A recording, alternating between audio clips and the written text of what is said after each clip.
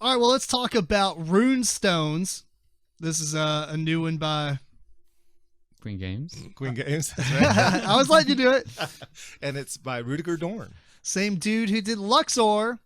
And so basically it was in prototype form at GenCon.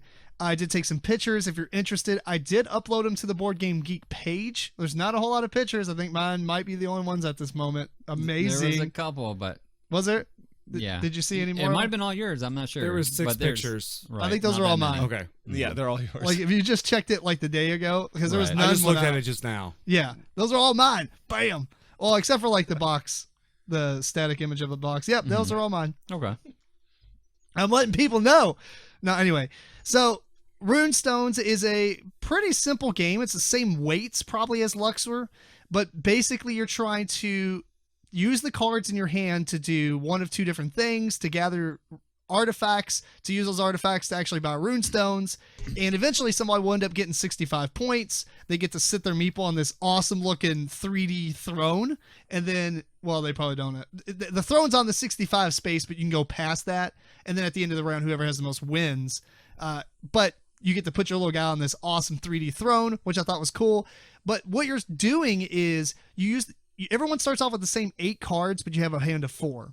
And you can either purchase more cards, you can purchase more cards by discarding 1 or 2 cards from your hand, and they're going to give you basically 1 or 2 different color orbs. And then you can use those to purchase whatever cards are out on this like line. And the ones that are closer to the deck cost more. I think they cost like 3 or 4. And the ones further away only cost like 1.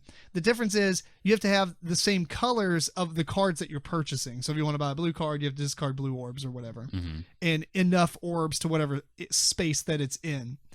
You can also use cards as an action. Each one has an action on it. And when you do this, you actually discard... You put 2 out, you're going to do both actions, but then the one that's got the higher number gets removed from your deck permanently.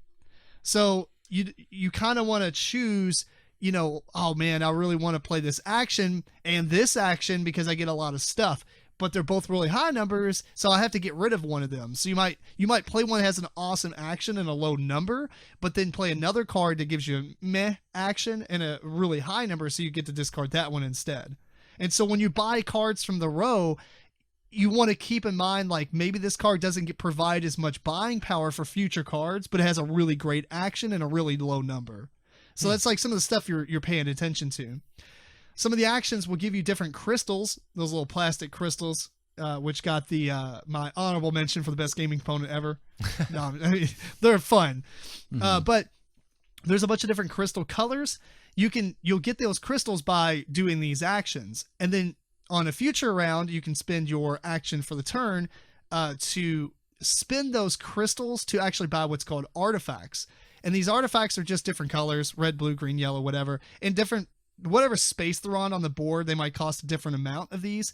And as long as you don't use what's called ore, which is like basically crap crystals, you get a bonus for gathering it as well. So you're going to put these on your board, and then at any point as a free action on your turn, you can turn in those artifacts to buy a Rune Stone. And depending on how many artifacts you discard, like 1 to 5, or I think it's 2 to 5. It's 2, 3, 4, and 5. You get 1 Rune Stone either way, but you get a massive amount of victory points if you get rid of all 5 colors rather than just 2 artifacts. And so that's how you get a lot of points. 15 points is nuts because you only need 65 to kind of end the game, right? But some of these Rune Stones will give you, or all the Rune Stones give you powers. Some of them better than others, I think. I mean, I didn't play 1,000 games of this, but it seems like some of them were, maybe not, I don't know if they're like better, but they are definitely more useful earlier on, which incentivizes you to spend 2 artifacts to get it and only 3 victory points rather than waiting to get 5 and then spending it to get 15 points and that Rune Stone. But like, for instance, there'll be a Rune Stone that gives you you only have 4 hand size, and this will give you 6. There's another that says basically anytime you gain victory points, you get +1 more, stuff like that. And there's other ones that's like when you do when you play actions, you get to put down 3 cards, but you have to get rid of the top 2 high numbers. but if you have a really hefty deck at that point, it's a good way to like thin real fast. Just get that Rune Stone, then just keep doing that action and putting 3 cards down every turn. So I really enjoyed it. I will be picking this up. It's really, really fun. This is one that Kat looked at and said that she's going to be picking up because it's also very attractive with all the crystals. So I think that's it's fair. probably her favorite component as well. I have a question. So are those Rune Stones in limited supply, or can everyone get? The Rune Stones themselves, the one with the special powers, there's one less than the number of players for each copy. Ah, pain. So, but I think there's like, what, 1, 2, 3, 4, 5, 6, 7. I think there's 8 of them. So everyone can always get a ton of Rune Stones. You can only ever have 3 total. Your player board has like cutouts to kind of align them in. Oh, okay. So you can't become like a BA and just have all the Rune Stones by only spending 2 artifacts each time. But, so you pick and choose which Rune Stones you go after. But, I mean, it's just a fun game. I just like it. It's like get cards, spend them to do actions, and then get a Rune Stone. Then you kind of repeat the process a lot. But it sounds nice with the decision between which cards am I going to use because I have to get rid of the highest powered one. Yeah, that's really bad because I was playing. I was like, oh man, I really want to do both of these because I'll get all the crystals I need to get that one artifact.